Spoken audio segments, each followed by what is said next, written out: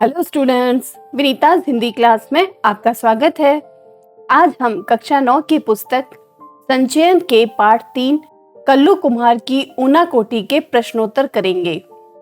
यहाँ हम पाठ्य पुस्तक में दिए प्रश्नों के अलावा परीक्षा उपयोगी अन्य महत्वपूर्ण प्रश्नों का भी अभ्यास करेंगे। तो आइए पढ़ते हैं। लेट्स स्टडी प्रश्नोत्तर ऑफ कल्लू कुम्हार की ऊनाकोटी।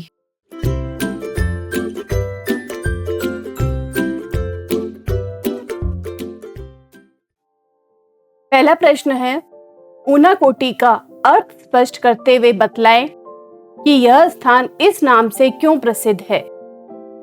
ऊनाकोटी का अर्थ है 1 करोड़ से एक कम। त्रिपुरा में एक जगह है ऊनाकोटी।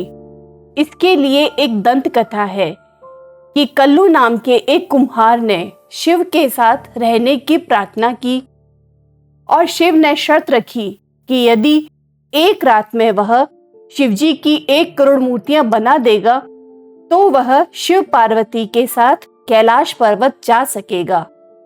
कल्लू ने मूर्तियां बनाई, परंतु एक मूर्ति कम रह गई और सुबह हो गई। कल्लू वहीं रह गया। तब से इसका नाम ऊनाकोटी पड़ गया। अगला प्रश्न, पाठ के संदर्भ में ऊनाकोटी में स्थित गंगा अवतरण की कथा को अपने शब्दों में लिखिए। पृथ्वी पर गंगा किस तरह से आई, उस कथा को आपको अपने शब्दों में बताना है। तो दंत कथा के अनुसार कहा जाता है कि ऋषि भागीरथ की प्रार्थना पर गंगा को पृथ्वी पर उतारना पड़ा, परंतु गंगा का वेग या प्रवाह इतना तेज था कि यदि वह सीधी उतरती तो पृथ्वी इसके वेग से धंस जाती। इसलिए इसको रोकने के लिए शिवजी को तैयार किया गया कि वह गंगा को अपनी जटाओं पर उतारे ताकि उसका वेग कम हो जाए और वह धीरे धीरे पृथ्वी पर उतरे। अगला प्रश्न, कल्लू कुम्हार का नाम ऊनाकोटी से किस प्रकार जुड़ गया। तो यह भी दंतकथा के अनुसार कल्लू कुम्हार के कारण ही इस स्थान का नाम ऊनाकोटी पड़ा था। वह शिव पार्वती के साथ कैलाश पर्वत पर जाना चाहता था, परंतु शिवजी ने एक शर्त रखी कि उसे एक रात में शिव की 1 कोटि, कोटि से तात्पर्य करोड़, 1 करोड़ मूर्तियां बनानी होगी। कल्लू कैलाश पर जाने की धुन में मूर्तियां बनाने में जुट गया, परंतु जब मूर्तियां गिनी गई तो एक मूर्ति कम थी। शिवजी को उससे पीछा छुड़ाने का बहाना मिल गया तथा कल्लू कुमार वहीं रह गया और शिव और पार्वती दोनों कैलाश चले गए। अगला प्रश्न, मेरी रीढ़ में एक झुरझरी सी दौड़ गई। लेखक के इस कथन के पीछे कौन सी घटना जुड़ी हुई है। लेखक मनु में शूटिंग करने में व्यस्त था। तभी सीआरपीएफ के एक आदमी ने, सीआरपीएफ क्या होता है? सेंट्रल रिजर्व पुलिस फोर्स, किसी भी राज्य की आंतरिक सुरक्षा के लिए एक पुलिस फोर्स जो तैनात किया जाता है उसे सीआरपीएफ कहते हैं। तो सीआरपीएफ के एक जवान ने या एक आदमी ने बताया कि निचली पहाड़ियों पर जहां 2 पत्थर पड़े हैं वहां 2 दिन पहले एक जवान को विद्रोहियों ने मार डाला था। उसके इतना कहते ही लेखक को इतना डर लगा जैसे कि उसकी रीढ़ में एक झुरझुरी सी दौड़ गई। नेक्स्ट क्वेश्चन, त्रिपुरा बहुधार्मिक समाज का उदाहरण कैसे बना।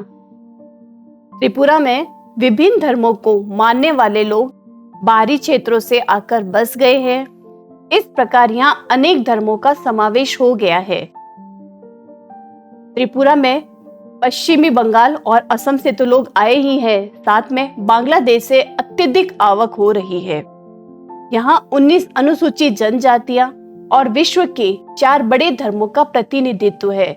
इस वजह से त्रिपुरा बहुधार्मिक समाज का एक उदाहरण बन चुका है। नेक्स्ट क्वेश्चन,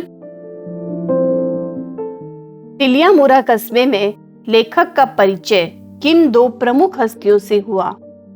समाज कल्याण के कार्यों में उनका क्या योगदान था। टिलियामुरा कस्बे में लेखक का परिचय समाज सेविका मंजू ऋषिदास और लोक गायक हेमंत कुमार जमातिया नामक हस्तियों से हुआ। मंजू ऋषिदास रेडियो कलाकार के अतिरिक्त नगर पंचायत में अपने वार्ड का प्रतिनिधित्व करती थी। वे निरक्षर थी, पर उन्हें अपने वार्ड की सबसे बड़ी आवश्यकता अर्थात स्वच्छ पेयजल की पूरी जानकारी थी। उन्होंने वार्ड में नल लगवाने, नल का पानी पहुंचाने और गलियों में ईंटें बिछाने के लिए भी कार्य किया था। नेक्स्ट क्वेश्चन, कैलाश शहर के जिलाधिकारी ने आलू की खेती के विषय में लेखक को क्या जानकारी दी?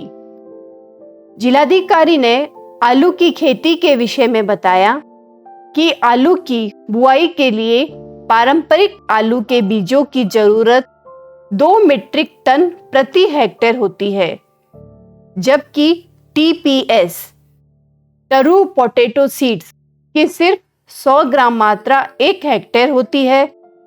अब त्रिपुरा की TPS का निर्यात न सिर्फ असम, मिजोरम, नागालैंड और अरुणाचल प्रदेश को, बल्कि बांग्लादेश, मलेशिया और वियतनाम को भी किया जा रहा है।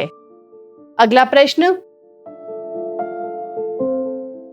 त्रिपुरा के घरेलू उद्योगों पर प्रकाश डालते हुए अपनी जानकारी के कुछ अन्य घरेलू उद्योगों के विषय में बताइए। त्रिपुरा में आलू की खेती के साथ साथ अनेकों घरेलू उद्योग चलते हैं, जैसे अगरबत्ती बनाना, बांस के खिलौने बनाना, गले में पहनने की मालाएं बनाना, अगरबत्ती के लिए सीकों को तैयार किया जाता है। यह गुजरात और कर्नाटक भेजी जाती है।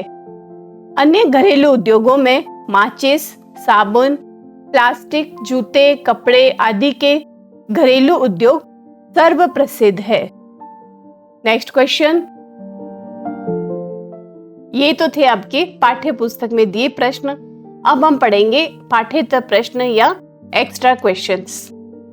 इसमें पहला प्रश्न है, ध्वनि किस तरह व्यक्ति को किसी दूसरे समय संदर्भ में पहुंचा देती है? पाठ के आधार पर लिखिए। लेखक ने एक TV serial on the road की शूटिंग के सिलसिले में त्रिपुरा गए थे। वहां पर उन्होंने ऊनाकोटी में शूटिंग की थी कि अचानक बादल घिर आए।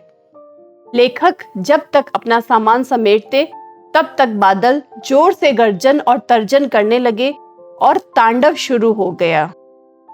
3 साल बाद लेखक ने जब ऐसा ही गर्जन तर्जन दिल्ली में देखा, सुना, तो उन्हें ऊनाकोटी की याद आ गई। इस तरह ध्वनि ने उन्हें दूसरे समय संदर्भ में पहुंचा दिया था। नेक्स्ट क्वेश्चन, लेखक की दिनचर्या कुछ लोगों से किस प्रकार भिन्न है? ऊनाकोटी के आधार पर लिखिए। तो लेखक सूर्योदय के समय उठता है और अपनी चाय बनाता है। फिर वह चाय और अखबार के साथ अलसाई सुबह का आनंद लेता है, जबकि कुछ लोग 4 बजे उठते हैं, 5 बजे तक तैयार होकर लोधी गार्डन पहुंच जाते हैं और मैम साहबों के साथ लंबी सैर के साथ निकल जाते हैं। अगला प्रश्न, लेखक ने अपनी शांतिपूर्ण जिंदगी में खलल पड़ने की बात लिखी है। ऐसा कब और कैसे हुआ? लेखक की नींद एक दिन तब खुली जब उसने तोप दागने और बम फटने जैसी कान फोड़ू आवाज सुनी। तेज आवाज, जैसे लग रहा था कि कान ही फोड़ देगी। उन आवाजों को सुनकर लेखक की नींद खुल गई थी। वास्तव में यह स्वर्ग में चलने वाला देवताओं का कोई खेल था, जिसकी झलक बिजलियों की चमक और बादलों की गरज में सुनने को मिली। इस तरह लेखक की शांतिपूर्ण जिंदगी में खलल पड़ गई। नेक्स्ट क्वेश्चन, लेखक ने त्रिपुरा की यात्रा कब की? इस यात्रा का उद्देश्य क्या था? लेखक ने त्रिपुरा की यात्रा दिसंबर 1999 में की। वह ऑन द रोड शीर्षक से बनने वाले टीवी धारावाहिक की शूटिंग के सिलसिले में त्रिपुरा की राजधानी अगरतला गया। इस यात्रा का उद्देश्य था त्रिपुरा की पूरी यात्रा कराने वाले राजमार्ग 44 से यात्रा करना तथा त्रिपुरा की विकास संबंधी गतिविधियों की जानकारी देना। नेक्स्ट क्वेश्चन, त्रिपुरा में आदिवासियों के मुख्य असंतोष की वजह पर प्रकाश डालिए। त्रिपुरा 3 ओर से बांग्लादेश से घिरा है और शेष भारत के साथ इसका दुर्गम जुड़ाव उत्तर पूर्वी सीमा से सटे मिजोरम और असम के साथ बनता है। यहाँ बांग्लादेश के लोगों की जबरदस्त आवक है। असम और पश्चिमी बंगाल से भी लोगों का प्रवास यहाँ होता है। इस भारी आवक ने जनसंख्या संतुलन को स्थानीय आदिवासियों के खिलाफ ला खड़ा किया है। यही त्रिपुरा में आदिवासियों के असंतोष का मुख्य कारण है। नेक्स्ट क्वेश्चन, लेखक ने त्रिपुरा में बौद्ध धर्म की क्या स्थिति देखी? कल्लू कुमार की ऊनाकोटी के आधार पर स्पष्ट कीजिए। लेखक ने त्रिपुरा के बाहरी हिस्से पैचारथल में एक सुंदर बौद्ध मंदिर देखा। पता चला कि त्रिपुरा के 19 कबीलों में से 2 कबीले चकमा और मुद महायानी बौद्ध है, जो त्रिपुरा में म्यांमार से चटगांव के रास्ते आए थे। इस मंदिर की मुख्य बुद्ध प्रतिमा भी 1930 के दशक में रंगून से लाई गई थी। अगला प्रश्न, लेखक ने त्रिपुरा के लोक संगीत का अनुभव कब और कैसे किया? त्रिपुरा की राजधानी अगरतला में लेखक की मुलाकात यहाँ के प्रसिद्ध लोक गायक हेमंत कुमार जमातिया से हुई, जो कोक बारोक बोली में गाते हैं। लेखक ने उनसे एक गीत सुनाने का अनुरोध किया। उन्होंने धरती पर बहती नदियों और ताजगी और शांति का गीत सुनाया। इसके अलावा उन्होंने मंजू ऋषिदास से 2 गीत सुने ही नहीं बल्कि उनकी शूटिंग भी की। नेक्स्ट क्वेश्चन, लेखक को अपनी यात्रा में शूटिंग के लिए क्या-क्या खतरे उठाने पड़े? इस तरह की परिस्थितियों का विकास पर क्या प्रभाव पड़ता है? ऐसी परिस्थितियों को रोकने के लिए कुछ सुझाव दीजिए। लेखक को एक धारावाहिक की शूटिंग के लिए त्रिपुरा जाना पड़ा। यहाँ बाहरी लोगों की भारी आवक के कारण स्थानीय लोगों में गहरा असंतोष है। इससे यह क्षेत्र हिंसा की चपेट में आ जाता है। इस हिंसाग्रस्त भाग में 83 किलोमीटर लंबी यात्रा में लेखक को सीआरपीएफ की सुरक्षा में सेंट्रल रिजर्व पुलिस फोर्स की सुरक्षा में काफिले के रूप में चलना पड़ा। मौत का भय उसे आशंकित बनाए हुए था। इस तरह की परिस्थितियों के कारण पर्यटन उद्योग बुरी तरह चरमरा जाता है। इसके अलावा अन्य उद्योग धंधों का विकास भी नहीं हो पाता है, जिसका दुष्प्रभाव प्रदेश की अर्थव्यवस्था पर पड़ता है। ऐसी परिस्थितियों को रोकने के लिए सरकार को असंतुष्ट लोगों के साथ मिलकर बातचीत करनी चाहिए, उनकी समस्याओं को ध्यान से सुनना चाहिए तथा उनके निवारण हेतु प्रयास किया जाना चाहिए। नेक्स्ट क्वेश्चन, ऊनाकोटी में लेखक को शूटिंग का इंतजार क्यों करना पड़ा?